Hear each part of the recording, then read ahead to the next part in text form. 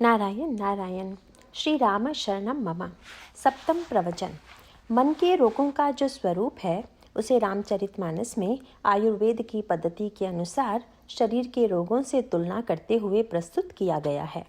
आयुर्वेद की मान्यता है कि शरीर में त्रिधातु विद्यमान हैं। ये त्रिधातु हैं वात, पित्त और कफ। जब तक मनुष्य के शरीर में ये त्रिधातु संतुलित रहते हैं तब तक व्यक्ति स्वस्थ रहता है, और जब इनमें असंतुलन उत्पन्न होता है तब व्यक्ति अस्वस्थ हो जाता है। ठीक इसी सूत्र के आधार पर मानस रोगों का विश्लेषण करते हुए रामचरितमानस में कहा गया कि मन में भी त्रिधातु अर्थात वात, पित्त और कफ विद्यमान हैं, जिन्हें काम, क्रोध और लोभ कहते हैं। जब तक व्यक्ति के मन में ये तीनों संतुलित रहते हैं तब तक व्यक्ति स्वस्थ रहता है, और जैसे ही इनमें असंतुलन उत्पन्न होता है वैसे ही व्यक्ति का मन अस्वस्थ हो जाता है, और इसके परिणाम स्वरूप व्यक्ति के जीवन में अशांति और दुख का उदय हो जाता है। वैसे तो काम, क्रोध और लोभ में से किसी एक के असंतुलित होने पर भी व्यक्ति मानसिक रोगों से ग्रस्त हो जाता है, पर जब कभी ये तीनों एक साथ असंतुलित हो जाते हैं तब इसे आयुर्वेद की भाषा में सन्निपात कहा जाता है। पिछले प्रवचनों में इस मानसिक सन्निपात की चर्चा हो चुकी है। सन्निपात का वर्णन करने के बाद काकभूषुंडी जी ने कहा कि मन की जितने भी प्रकार की लालसाएं हैं वे सभी किसी न किसी प्रकार के शूल, पीड़ा की सृष्टि करती हैं, और इन असंख्य कामनाओं की तरह ही मन के रोग भी असंख्य हैं। लेकिन उनमें से कुछ मुख्य रोग जिनके बारे में कहा, सुना और समझा जा सकता है उन्हें प्रस्तुत किया गया है। अब वे किसका वर्णन करने जा रहे हैं वह बड़ा विचित्र रोग है। यह रोग बहुधा हमें रोग ही प्रतीत नहीं होता, पर आध्यात्मिक जीवन में इसे काफ़ी महत्व दिया गया है, और उसे कहते हैं ममता। ममता का वर्णन करते हुए उसकी तुलना शरीर के रोगों में दाद से की गई है। ममता मन का दाद है। जब किसी व्यक्ति को ज्वर हो जाता है तो व्यक्ति स्वयं अपने आप को अस्वस्थ अनुभव करता है और दूसरे भी उसे देखकर जान लेते हैं। सन्निपात होने पर तो अस्वस्थता की और भी तीव्र अनुभूति होती है, जो रोगी से अधिक दूसरों को दिखाई देती है। पर यह दाद ऐसा विचित्र रोग है कि जिसके होने पर कोई यह नहीं समझता कि वह रोग है, वह रोगी है। कभी उसको लगता ही नहीं कि यह भी कोई कष्ट देने वाला रोग है। जैसे अन्य रोगों में स्वस्थ होने की चेष्टा दिखाई देती है, वैसी इसमें दिखाई नहीं देती। गोस्वामी जी ने ममता की तुलना जो दाद से की है, इसका कारण बड़ा मनोवैज्ञानिक है। काम, क्रोध, लोभ की विकृति होने पर व्यक्ति जब अस्वस्थ होता है तो उसे इसका स्पष्ट बोध रहता है, परंतु यह बड़ी विचित्र बात है कि अपनी इस ममता की ओर व्यक्ति का ध्यान बहुधा जाता ही नहीं। वह सोच भी नहीं पाता कि मेरे मन में ममता नाम का कोई रोग है। ममता की इस विचित्रता पर गोस्वामी जी एक बड़ा ही सुंदर व्यंग्यात्मक संकेत देते हैं कि अन्य रोग तो केवल दुख ही दुख देते हैं, पर यही एक ऐसा रोग है जिसमें दुख एवं सुख दोनों की अनुभूति होती है। दाद में खुजलाहट होती है, उसे खुजलाकर आदमी बड़े सुख का अनुभव करता है, और बाद में जलन होने पर कष्ट का अनुभव भी करता है। ये दोनों बातें ममता के साथ भी जुड़ी हुई हैं। एक तो वह रोग होते हुए भी रोग प्रतीत नहीं होता, और सुख एवं दुख दोनों की सृष्टि करता है। वास्तव में हम देखते हैं कि कभी कभी मनुष्य इस ममता को लेकर स्वयं को अत्यंत सुखी अनुभव करता है। ममता का अर्थ है ममत्व, मेरापन। यह वस्तु मेरी है, इस व्यक्ति से मेरा संबंध है, वह मेरा है इत्यादि। इस मेरेपन के कारण व्यक्ति के हृदय में जिस लगाव का अनुभव होता है उसी का नाम ममता है। जिनसे हमें ममता होती है उन्हें जब हम उन्नति करते देखते हैं तो हमें बड़ी प्रसन्नता होती है। यही एक प्रकार की अनुभूति हो ऐसा नहीं है। यह भी होता है कि जिनसे हमारी ममता हो, यदि वे हमारी इच्छा के विरुद्ध कोई कार्य करते हैं या हमारी भावनाओं का ध्यान नहीं रखते तो हमारे हृदय में बड़ी पीड़ा होती है। ममता की इस वृत्ति को रामचरितमानस के विभिन्न प्रसंगों में विविध रूपों में प्रस्तुत किया गया है। यहाँ पर गोस्वामी जी एक सूत्र देते हैं। इस प्रसंग में तो उन्होंने ममता को मन का ददू कहा, पर अन्यत्र एक दूसरे प्रसंग में ममता की तुलना धागे से की। जननी जनक बंधु सुत दारा, तनु धनु भवन सुहृद परिवारा, सब कई ममता ताग बटोरी, मम पद मन ही बांध बरी डोरी। माता पिता भाई पुत्र पत्नी शरीर धन गृह मित्र और संबंधी, इन सब के प्रेम रूपी धागों को एकत्र कर डोरी बना लें। यहाँ पर ममता को धागा कहा गया। धागा बंधन का हेतु है, लेकिन एक तीसरे प्रसंग में तो बड़ी मनोवैज्ञानिक बात कही गई है। क्या? ममता तरुण तमी अंधियारी। ममता अंधेरी रात है। अमावस्या की गहरी अंधेरी रात में कुछ भी दिखाई नहीं देता, पर ममता के लिए इस उपमा की क्या सार्थकता है? ऐसा तो नहीं लगता कि ममता होने पर दिखाई न देता हो, पर गोस्वामी जी व्यंग करते हुए कहते हैं कि यह कब कहा कि अंधेरी रात में दिखाई नहीं देता, पर हाँ, सबको दिखाई नहीं देता। जिसे दिखाई देता है वह उल्लू को छोड़ और कौन होगा? किसी के मन में ममता हो और वह यदि कहे कि मुझे दिखाई दे रहा है, तो समझ लेना कि वह कौन है। जैसे सामान्यतः देखने के लिए व्यक्ति को 2 आंखें होती हैं, उसी तरह ममता की अंधेरी रात में देखने वाले ये उल्लू भी 2 हैं। ये 2 उल्लू कौन हैं? राग द्वेष उलूक सुखकारी। ममता बनी अंधेरी रात है, राग द्वेष रूपी 2 उल्लुओं को सुख देने वाली है। जिसके अंतःकरण में ममता हो, वह समझता हो कि मैं देख रहा हूँ, तो वह अवश्य ही या तो राग की दृष्टि से देख रहा होगा या द्वेष की दृष्टि से। वस्तुतः उसका देखना सर्वथा दोष रहित नहीं है। इसीलिए जो वस्तु जैसी है उसे वह उसी रूप में न देखकर अन्य रूपों में देखता है। रामचरितमानस के विभिन्न प्रसंगों में ममता की विभिन्न रूपों में व्याख्या की गई है। गोस्वामी जी ज्ञान भक्ति और कर्म तीनों के संदर्भ में ममता का स्वरूप स्पष्ट करते हुए इसकी बड़ी मनोवैज्ञानिक व्याख्या करते हैं। ज्ञानी के जीवन में तो ममता सर्वथा त्याज्य है ही, भक्त के जीवन में भी ममता ईश्वर समर्पित हो जाती है और कर्मयोगी को भी अपने जीवन में इसे धीरे धीरे समेटना चाहिए। इस तरह ज्ञान भक्ति और कर्म तीनों के संदर्भ में ममता की चर्चा की गई है और उसकी विविध वृत्तियों की ओर हमारा ध्यान आकृष्ट किया गया है। रामायण में एक ऐसा प्रसंग है जिसे लोग बड़े आनंद से पढ़ते या सुनते हैं, परंतु जिस संदर्भ में उसे पढ़ा या सुना जाता है वही उसका भाव नहीं है। वह एक बड़ा ही रोचक प्रसंग है। विशेषकर जब कहीं रामलीला चल रही हो तो उसमें अन्य लीलाएं तो कुछ ही घंटों में समाप्त हो जाती हैं, पर जब लक्ष्मण परशुराम संवाद प्रारंभ होता है तो वह रात भर चलता रहता है। रामायण में जितना है उससे भी बहुत आगे बढ़कर वह संवाद होता है और दर्शक तथा श्रोता इस संवाद में बड़ा आनंद लेते हैं। लेकिन उनके आनंद लेने की वृत्ति जिस स्तर की है और उसे जिस स्तर पर प्रस्तुत किया जाता है उसे बहुत अच्छा नहीं कहा जा सकता। इसीलिए एक संत ने अपने आश्रम में चल रही रामलीला में लक्ष्मण परशुराम संवाद के दिन उमड़ी भीड़ को देखकर प्रसन्न होने के स्थान पर दुख प्रकट करते हुए कहा कि इससे पता चलता है कि रामलीला में भी लोग झगड़ा देखना ही पसंद करते हैं, शांति की बातें पसंद नहीं करते। जिसमें समत्व हो, शांति हो, भक्ति हो, वैराग्य हो, उसमें उतना रस नहीं आता जितना कि तू मैं में आता है। साधारण दृष्टि से देखें तो लक्ष्मण परशुराम संवाद का प्रसंग तू मैं का प्रसंग प्रतीत होता है और उसमें व्यक्ति को ऐसा कुछ संतोष मिलता है कि चलो रामायण में भी कुछ ऐसे पात्र हैं जो हम लोगों की तरह तू मैं करते हैं, और इससे हृदय में ऐसी वृत्ति आती है कि इतने महान पात्र भी जब ऐसा कर सकते हैं तो हम भी ऐसा करके कोई गलत काम नहीं करते।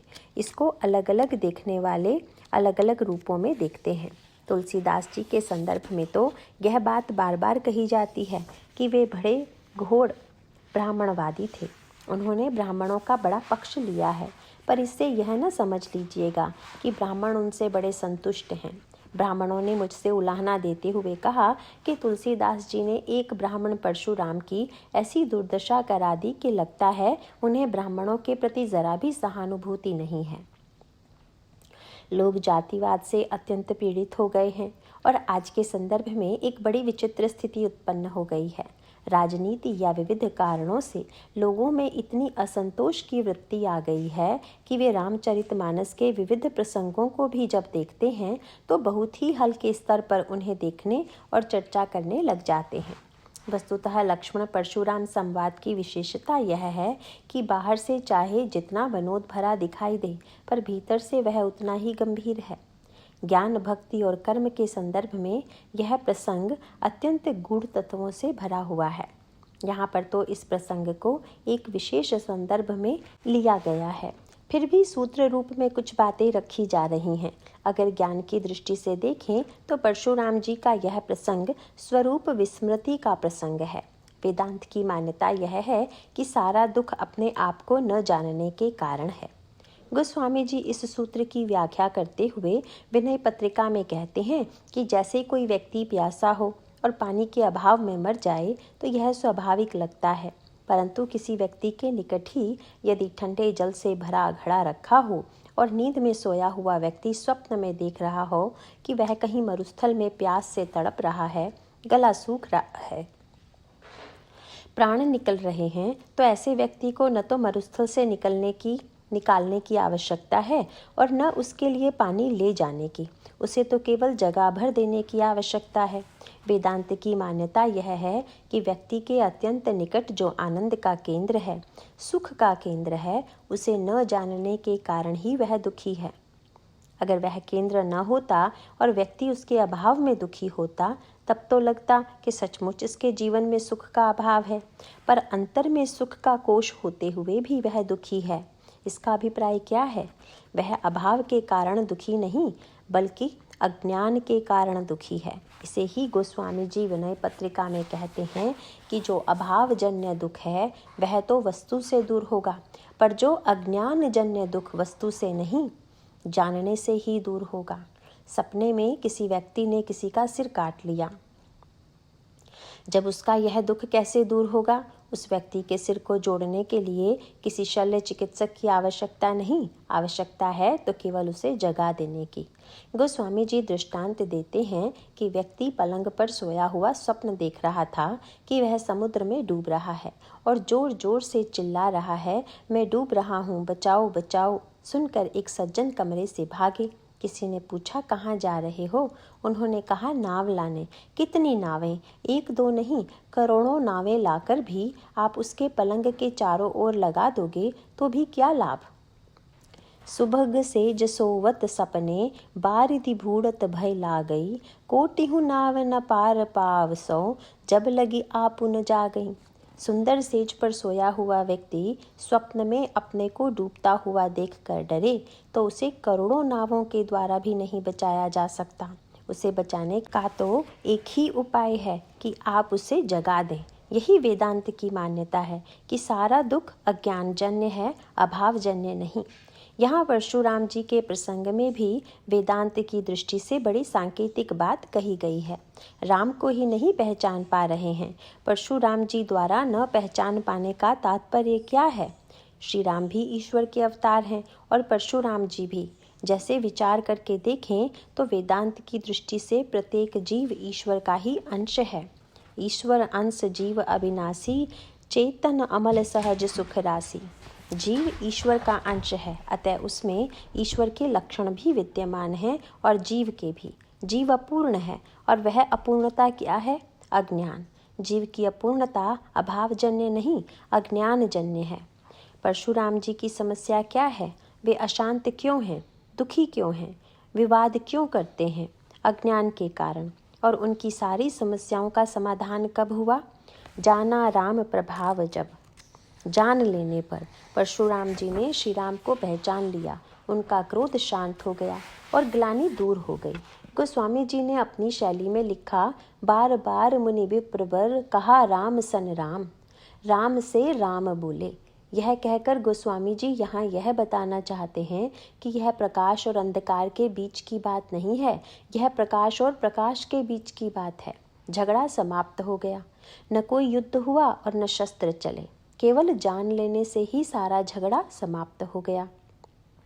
जाना राम प्रभाव तब पुलक प्रफुल्लित गात, जोरी पानी बोले वचन हृदय न प्रेमु अमात। तब उन्होंने श्री राम का प्रभाव जाना और उनका शरीर पुलकित और प्रफुल्लित हो गया। इतना प्रेम उमड़ आया कि उनके हृदय में समा ही नहीं रहा था। अब वे राम के स्वरूप को पहचान गए थे, उनकी परिपूर्णता को जान गए थे। दोनों के बीच जो दूरी थी वह मिट गई। इस तरह राम और राम में जो विरोध दिखाई दे रहा था वह समाप्त हो गया। अभिप्राय यह है कि जब तक स्वरूप की विस्मृति है तभी तक टकराहट है। जब स्वरूप की स्मृति हो जाती है, स्वरूप का ज्ञान हो जाता है, तब जैसे कोई स्वयं से नहीं लड़ता, उसी प्रकार राम से राम का न लड़ना ही स्वाभाविक है। उनमें परस्पर युद्ध न होना बिल्कुल स्वाभाविक है। यह तो हुआ ज्ञान के संदर्भ में, पर भक्ति के संदर्भ में हम इस पर विशेष रूप से चर्चा करेंगे, क्योंकि इस दृष्टिकोण से परशुराम जी के चरित्र से हमें काफ़ी प्रेरणा मिल सकती है। परशुराम जी ने ब्रह्मचर्य के द्वारा काम को जीत लिया था और दान के द्वारा लोभ को जीत लिया था। वे महान तपस्वी, महान शास्त्रवेत्ता, महान पितृभक्त और सद्गुणों के पुंज थे। पर इतना सब होते हुए भी परशुराम जी के जीवन में शांति क्यों नहीं थी? जो लोग दुष्कर्म करके दुखी हैं, उनकी बात तो समझ में आती है, पर पाप करने पर व्यक्ति दुख पा रहा है। लेकिन अगर किसी को सत्कर्म करते हुए भी शांति नहीं मिल रही है, तो इसका मतलब क्या है? परशुराम जी के जीवन में तो सत्कर्मों की पराकाष्ठा दिख पड़ती है। उन्होंने कोई छोटा मोटा दान नहीं, पूरी पृथ्वी का दान किया था। उनका ब्रह्मचर्य भी साधारण नहीं था, वे आजन्म ब्रह्मचारी रहे। पर इतना होते हुए भी परशुराम जी को शांति नहीं मिली। इस महान प्रसंग की उपलब्धि यह है कि परशुराम जी को अनंत शांति मिल जाती है। उनके जीवन से हमें शांति का मार्ग दिखाई देता है। उनके जीवन में अशांति का मूल कारण क्या था? यदि हम इस पर विचार करके देखें तो वहाँ हमें दो ही ऐसे कारण दिखाई देंगे जो परशुराम जी को दुखी और अशांत बनाए हुए हैं। हम चाहे जितना भी सत्कर्म क्यों न करें, पर जब तक ये दोनों हमारे जीवन में विद्यमान रहेंगे तब तक हमें शांति नहीं मिल सकती।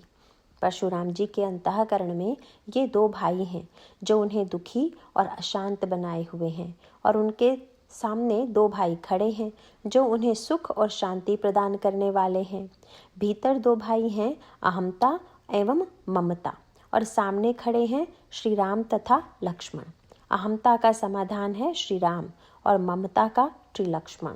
ये अहमता और ममता अर्थात मैं और मेरापन एक दूसरे से जुड़े हुए हैं।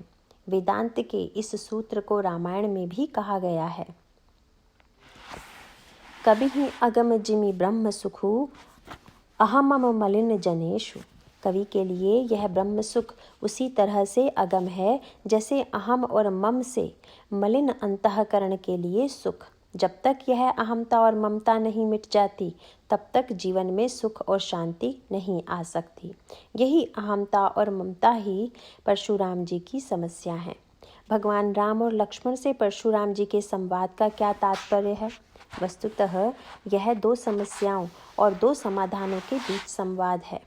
परशुराम जी अहमता को दूर किया श्री राम ने और ममता को दूर किया लक्ष्मण जी ने, और यह बड़ी स्वाभाविक प्रक्रिया है। भगवान राम है ज्ञान घन और अहंकार होता है अज्ञान से। लक्ष्मण जी हैं वैराग्य मूर्ति और ममता होती है आसक्ति से। मनुष्य के जीवन में जब अहंकार की वृत्ति आती है तब वह अपने को बहुत बड़ा समझने लगता है। कई बार तो हम अहंकार की वृत्ति यह सोचकर स्वीकार कर लेते हैं कि इससे हम बड़े हो जाएंगे, परंतु अहंकार के द्वारा व्यक्ति बड़ा नहीं, सिमट कर छोटा हो जाता है। क्यों? अहम के लिए वह अपने आप को किसी न किसी सीमा में आबद्ध कर लेता है, चाहे वह देश की हो या जाति की या धर्म की, वह एक सीमा में सिमट जाता है। एक व्यक्ति जब ऐसा गर्व पाल लेता है कि मैं धनवान हूँ, तो वह अपने को छोटा बना लेता है। बड़ा बनने की चेष्टा में वह छोटा बन गया। दोनों राम खड़े हैं, दोनों में क्या अंतर दिखाई दे रहा है? परशुराम जी भगवान राम से कहते हैं कि तुम मुझसे युद्ध करो, और भगवान राम उनसे विनम्रतापूर्वक पूछते हैं कि यदि मैं आपसे युद्ध न करना चाहूँ तो क्या कोई और विकल्प नहीं है? उन्होंने कहा एक विकल्प है, क्या करु परितोषु मोर संग्रामा, नाहित छाड़ कहा उबरामा। विकल्प यह है कि यह जो तुम्हारा नाम राम रखा गया है, इसे तुम छोड़ दो। आज से राम कहलाना बंद कर दो। राम केवल मैं रहूँगा, दूसरा कोई नहीं रहेगा। इन दोनों रामों में क्या अंतर है? राम और परशुराम में अंतर यह है कि श्री राम जब राक्षसों को मारते हैं तो उन्हें भी राम बना देते हैं। जो सारे संसार को राम बना दे वह पूर्ण है, और जो यह कहे कि मुझे छोड़कर कोई दूसरा राम न रहने पाए वह अपूर्ण है। श्री राम सबको, यहाँ तक कि रावण कुंभकर्ण को भी राम बना देते हैं। लोग आश्चर्य से देखते हैं कि श्री राम खर दूषण त्रिशिरा पर बाण तो चला रहे हैं, पर वह सारी चेष्टा किस लिए हो रही है? वह तो जैसे छैनी हथौड़ी लेकर कोई मूर्तिकार पत्थर पर प्रहार कर रहा हो। देखने वालों को लगेगा कि शिल्पी बड़ा निर्दयी है, लेकिन अंत में हम देखते हैं कि उसने एक अत्यंत सुंदर मूर्ति का निर्माण कर दिया है, और तब लगता है कि बिना छैनी हथौड़ी का प्रयोग किए पत्थर से इतनी सुंदर आकृति नहीं निकल सकती थी। भगवान तो वस्तुतः बाण के द्वारा मूर्ति गढ़ते हैं। उनका यह कार्य प्रारंभ में तो लगता है कि प्रहार कर रहे हैं, पर अंत में क्या दिखाई देता है? जब कुंभकर्ण भगवान राम के सामने आ खड़ा होता है तो देवताओं को लगता है कि बस अब इस दुष्ट का वध हुआ ही समझो, परंतु अगले ही क्षण जो दृश्य दिखाई दिया उससे वे चौंक पड़े। क्या देखा उन्होंने? जैसे ही कुंभकर्ण का सिर कटा, गोस्वामी जी कहते हैं, तासु तेज प्रभु बदन समाना, उसका तेज निकल कर भगवान श्री राम के मुंह में समा गया। देवताओं ने चकित होकर देखा कि अब तो कुंभकर्ण भी राम बन गया, राम में मिलकर राम हो गया। कुंभकर्ण ही नहीं, रावण भी राम में समाकर राम हो गया। और इतना ही नहीं, बल्कि गोस्वामी जी तो यह भी लिखते हैं कि जब कुंभकर्ण भगवान के मुख में समाने लगा, भगवान में मिलकर एक होने लगा, तब तासु तेज प्रभु बदन समाना, सुर मुनि सबहि अचंभव माना। देवताओं और मुनियों को बड़ा आश्चर्य हुआ कि हम लोग महान साधना के द्वारा जिस एकत्व पर विचार करते हैं, उस एकत्व की यहाँ प्रत्यक्ष अनुभूति हो रही है। अभिप्राय यह है कि जहाँ पर अभिमान समाप्त हो जाता है, वहाँ पर समत्व की कि सब राम हैं, यही वृत्ति रह जाती है। क्योंकि अभिमान के लिए दो चाहिए, और दो में भी एक छोटा और एक बड़ा। अभिमान बराबरी में नहीं होता। यही परशुराम जी की वृत्ति है। उनको दो दिखाई दे रहा है, और दो में भी उनकी इच्छा यह हो रही है कि हमारी बराबरी का अन्य कोई ना रहे। दूसरा रहे भी तो कोई अन्य नाम रख ले। बहुत नाम है, राम मैं अकेला रहूँगा, तुम राम कहलाना बंद करो। यह अहम उनकी समस्या है, जो सत्कर्म से घटा नहीं बल्कि बढ़ा है। उन्होंने अपने आप को एक सीमा में संकुचित कर लिया है। एक ओर तो पुराण कहते हैं कि परशुराम भगवान के अवतार हैं, और दूसरी ओर यह प्रश्न उठता है कि क्या भगवान की कोई जाति होती है? हनुमान जी और भगवान राम का जब पहली बार मिलन हुआ, तब भक्त और भगवान दोनों ने एक दूसरे से बड़ी मीठी चुटकी ली। लेकिन वहाँ पर दृष्टि की एक विशेषता है। हनुमान जी ने किसी वर्ण में जन्म नहीं लिया। वे चाहते तो अयोध्या में जन्म ले सकते थे।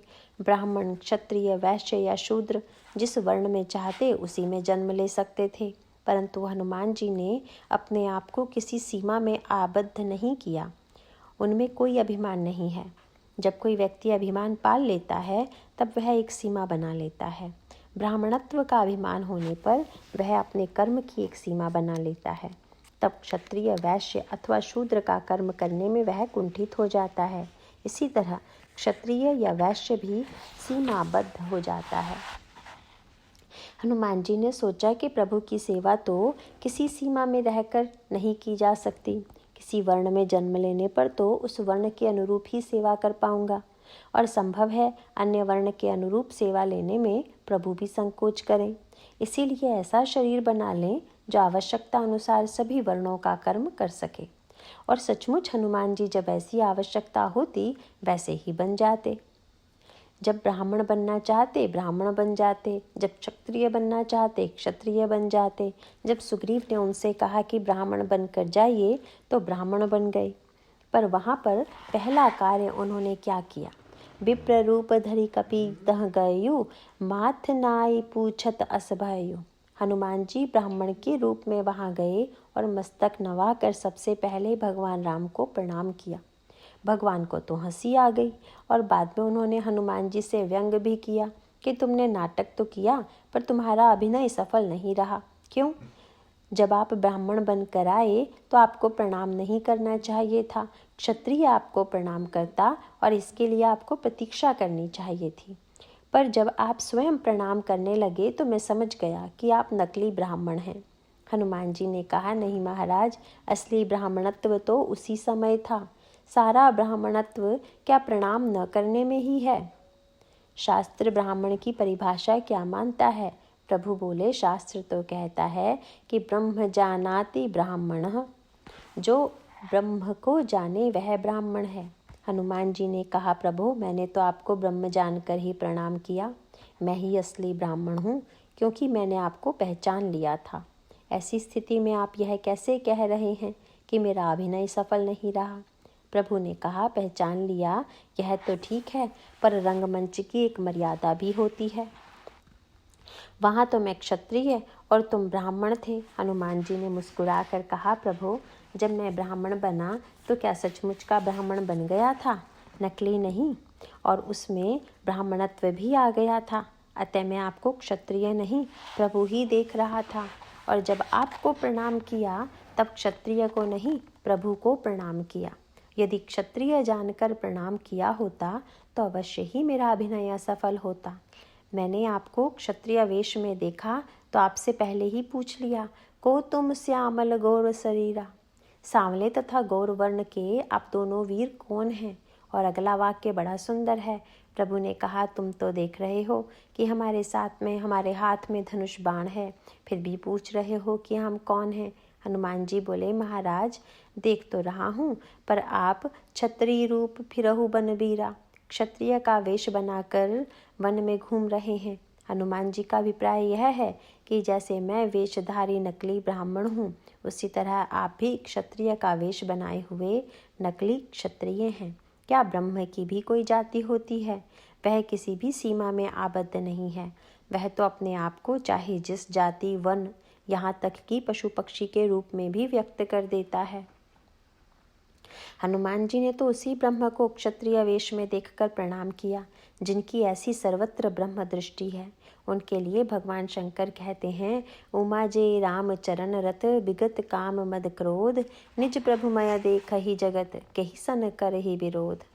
हे उमा, जो श्री राम के चरणों के प्रेमी हैं और काम, अभिमान तथा क्रोध से रहित हैं, वे जगत को अपने प्रभु से परिपूर्ण देखते हैं, फिर वे किस से बैर करें? पर जिस व्यक्ति ने अपने आप को किसी सीमा में बांध लिया है, उसके जीवन में तो टकराहट की समस्या आएगी ही।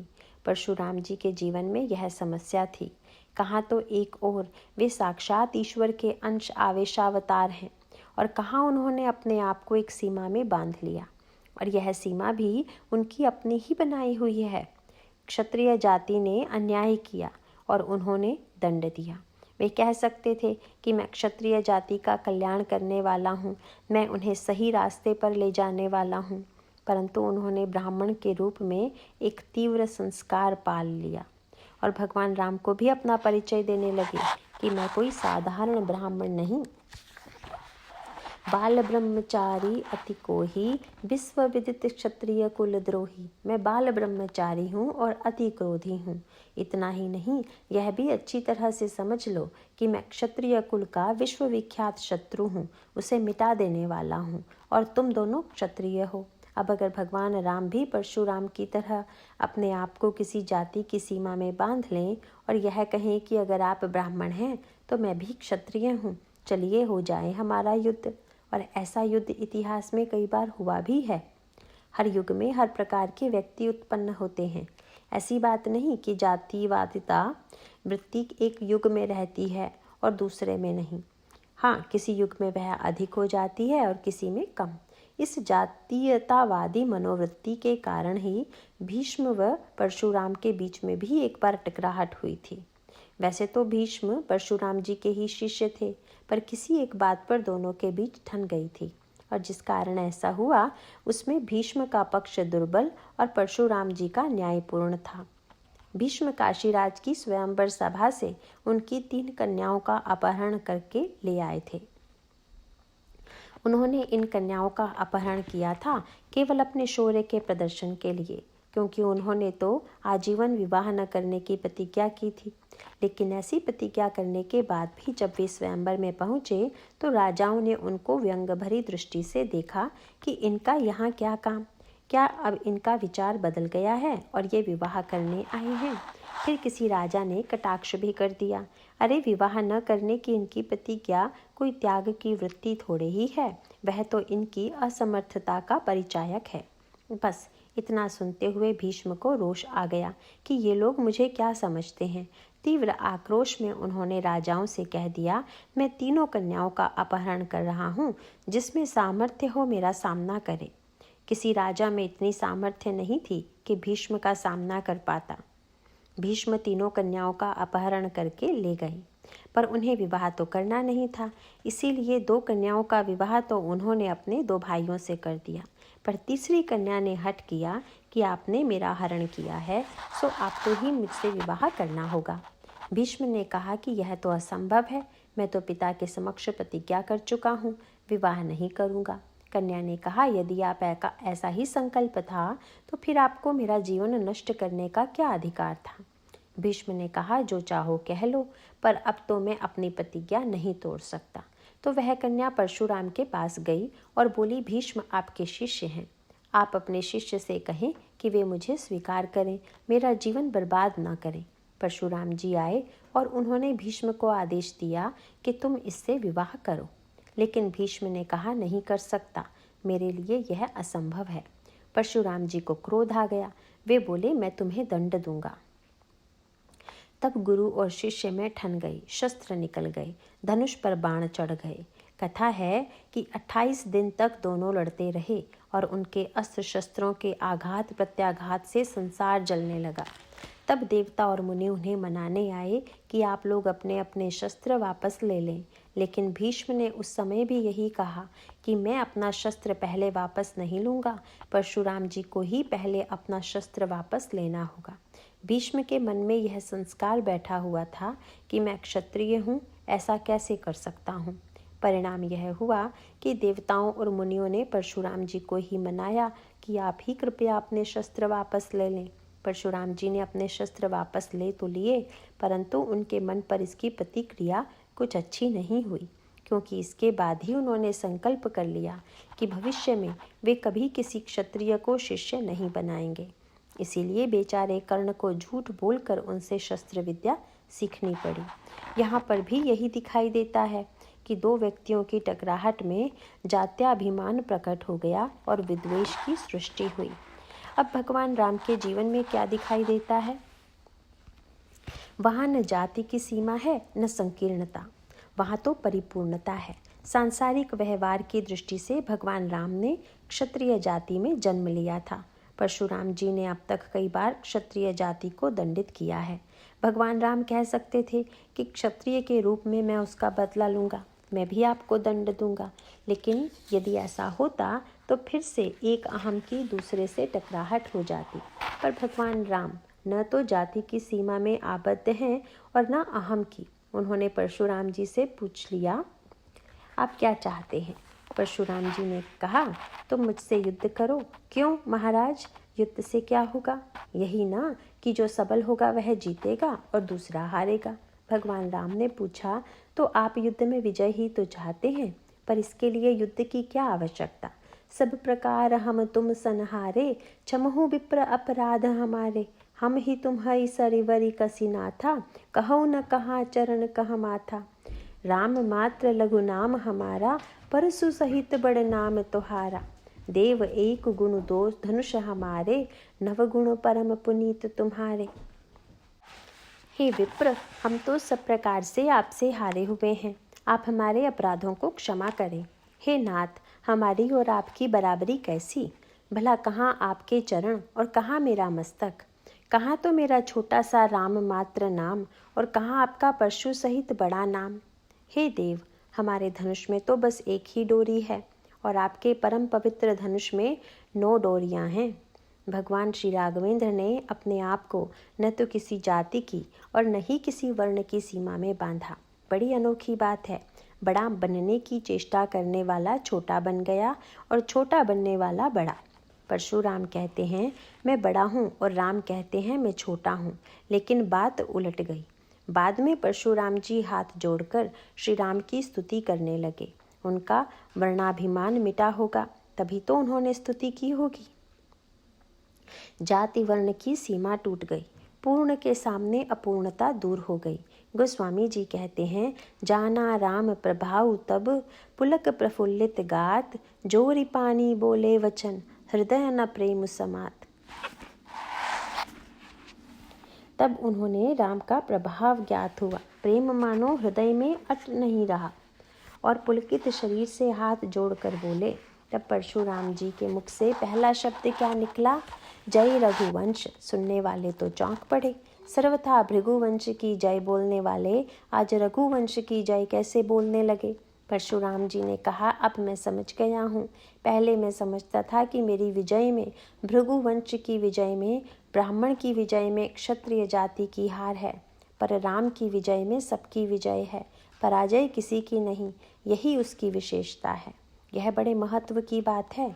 जिस जीत में किसी की हार होगी उसमें जीतने वाले को अहंकार होगा और हारने वाला बदला लेने की तैयारी करेगा। लेकिन जिनकी जीत में सबकी जीत है उनके लिए परशुराम जी ने 9 बार जय जय कहकर स्तुति की। जय रघुवंश बनज बन भानु, जय सुर विप्रधेनु हितकारी, जय मद मोह कोह भ्रमहारी, जयति वचन रचना अति नागर, जय शरीर छवि कौटि अनंगा, जय महेश मन मानस हंसा, कही जय जय जय रघुकुल केतु, भृगुपति गए बनहि तप हेतु। आरंभ किया जय से और अंत भी किया जय से। इस तरह उन्होंने 9 बार जय शब्द का प्रयोग किया। अभिप्राय यह है कि भगवान राम ने परशुराम जी से कहा कि मैं तो आपसे हर प्रकार से छोटा हूँ, मुझ में तो केवल एक गुण है और आप में तो ब्राह्मण होने के नाते 9 गुण परम पुनीत तुम्हारे। आप में तो 9 गुण विद्यमान हैं। इसीलिए परशुराम जी ने 9 बार जय शब्द का प्रयोग करके कहा, हे राम, ये 9 गुण मैं आपको ही अर्पित करता हूँ। अब मैंने समझ लिया कि इनका कोई महत्व नहीं और न अब इनकी कोई आवश्यकता ही है। इस तरह परशुराम जी ने अहम के द्वारा अपने व्यक्तित्व को जो ससीम बना लिया था वह अब असीम में मिलकर एकाकार हो गया। उन्हें पराजय की अनुभूति क्यों नहीं हुई? हम स्वयं से थोड़े ही हारते हैं। जब कोई दूसरा हमें हरा देता है तब हमें हार की अनुभूति होती है। एक बड़ा प्रसिद्ध वाक्य है, अन्यत्रम जयमिच्छेत पुत्रादिच्छेत पराजयम। दूसरों से जीतने की इच्छा रखें पर अपने पुत्र से हार जाएं तो बड़ी प्रसन्नता होती है। पुत्र अगर पिता की अपेक्षा अधिक पढ़ ले, अधिक ज्ञान प्राप्त कर ले तो पिता को बड़ा संतोष होता है। क्यों होता है? अपनत्व के कारण। परायपन की अनुभूति रही तो वहाँ भी हार का बोध होगा और विद्वेष उत्पन्न होगा।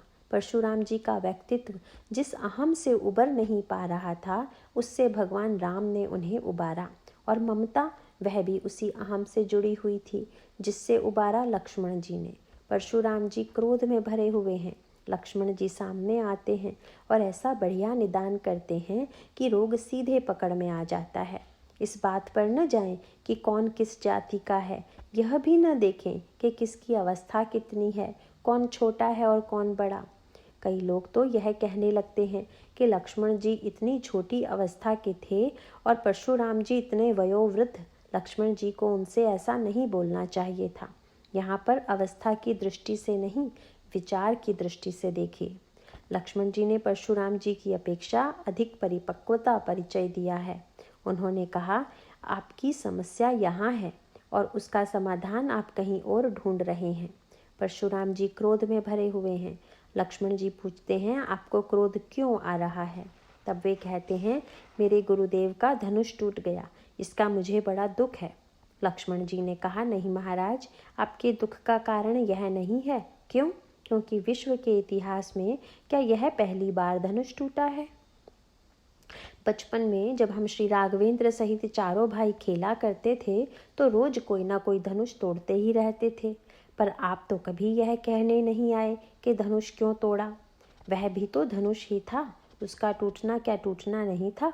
यह जीवन का एक बड़ा महत्वपूर्ण सत्य है। हम मृत्यु पर दुखी होते हैं, पर मृत्यु तो सारे संसार में हर समय किसी न किसी की होती ही रहती है।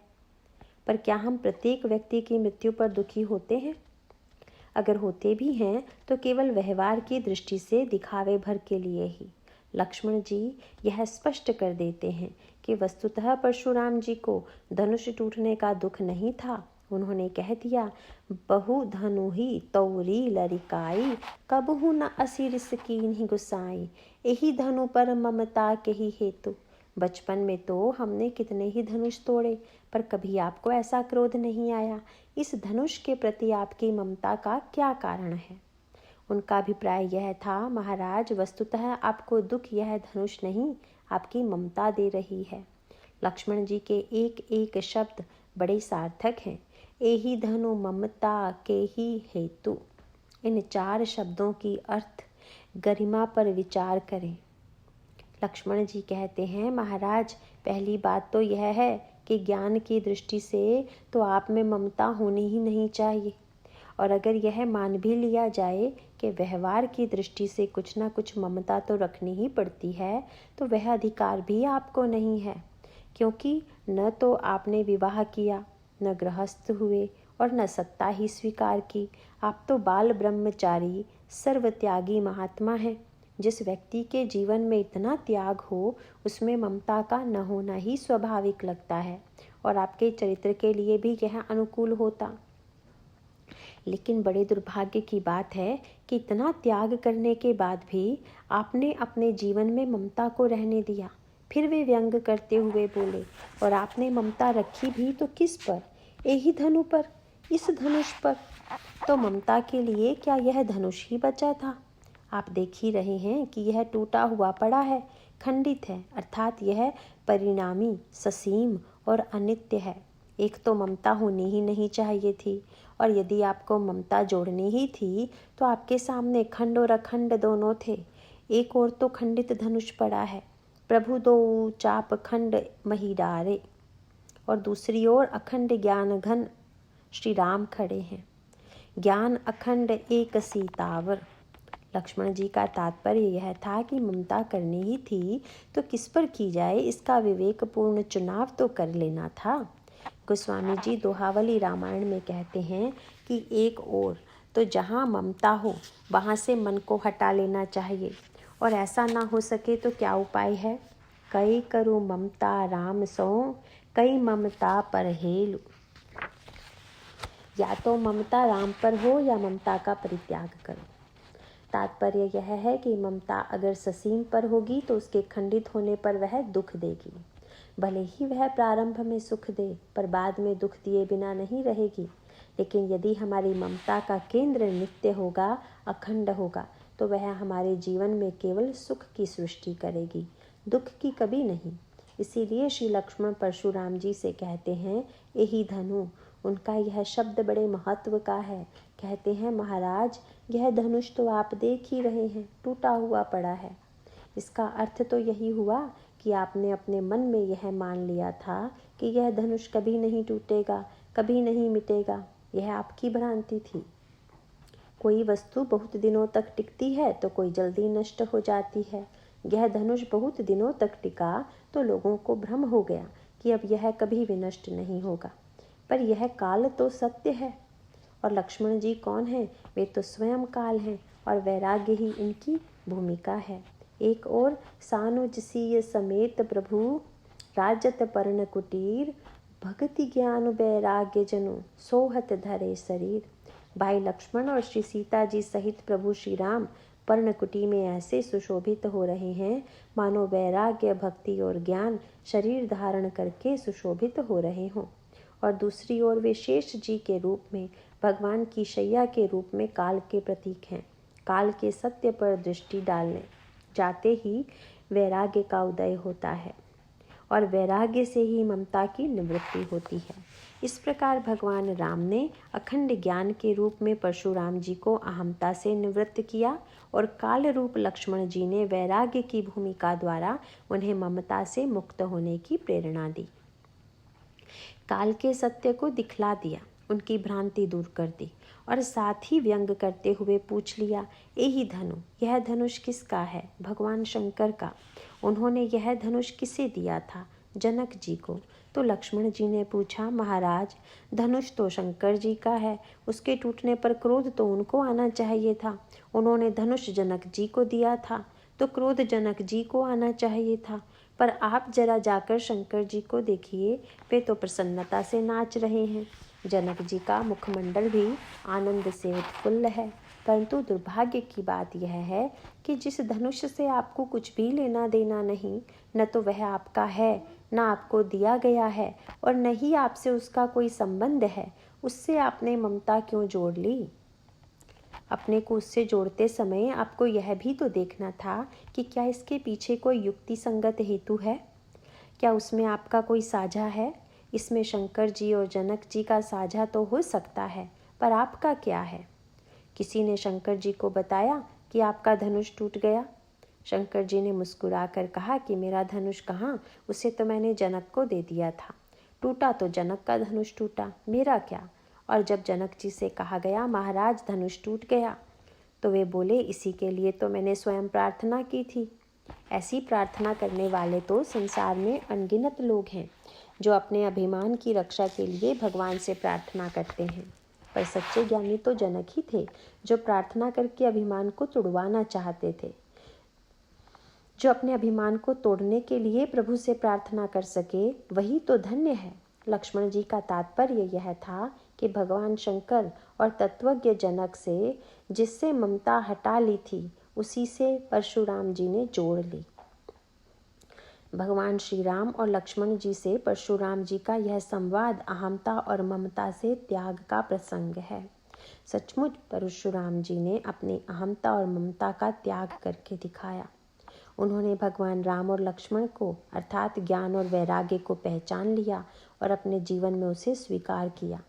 ज्ञान और वैराग्य के प्रतिष्ठित होते ही उनकी अहमता और ममता दूर हो गई और आगे चलकर उन्होंने ममता को यहाँ तक त्याग दिया कि टूटे हुए धनुष से ममता की तो बात ही क्या, अपने कंधों पर जो भगवान विष्णु का धनुष था, उससे भी उन्होंने अपनी ममता हटा ली और उसे उतारकर भगवान राम से कहते हैं, उसे तो आपने खंडित कर ही दिया, अब इसे खींच लीजिए। राम रमापति कर धनु हे लेहु, खींचहु मिटई मोर संदेहु, देत चापु आपु ही चली गयु, परशुराम मन विस्मय भयु, जाना राम प्रभाव तब पुलक प्रफुल्लित गात। अहमता और ममता दोनों के विनष्ट हो जाने पर परशुराम जी सुखी और संतुष्ट हो गए। पराजय की वृत्ति का निवारण हो गया। इसका सीधा सा तात्पर्य यह है कि हमारे जीवन के सुख और दुख दोनों का संबंध ममता से है। जब हम किसी वस्तु से या व्यक्ति से अपनी ममता जोड़ लेते हैं और प्रायः अनित्य पदार्थों से, तो हमें जीवन में कभी न कभी दुखी होना ही पड़ता है। इस तरह गोस्वामी जी ने अहमता और ममता के संदर्भ में एक पक्ष यहाँ प्रस्तुत किया। दूसरा पक्ष वे हनुमान जी और रावण के संवाद के प्रसंग में दिखाएंगे। नारायण नारायण।